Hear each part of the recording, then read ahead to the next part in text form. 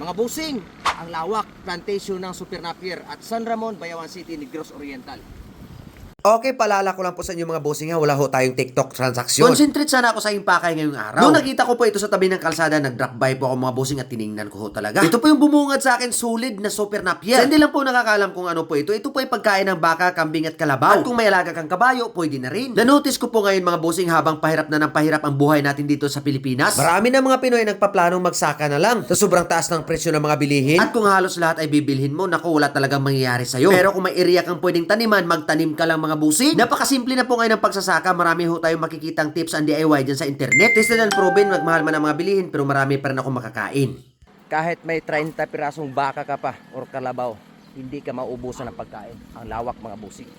Grabe talaga, ang galing ng may-ari ito. Hindi ka matatakot mag-alaga ng mga ganyang hayop kasi low maintenance lang, pagkain lang talaga yung kanila at saka yung lubid. Magkano lang naman. Importante, may area kang tataniman, sagot na yung pagkain nila mga busing.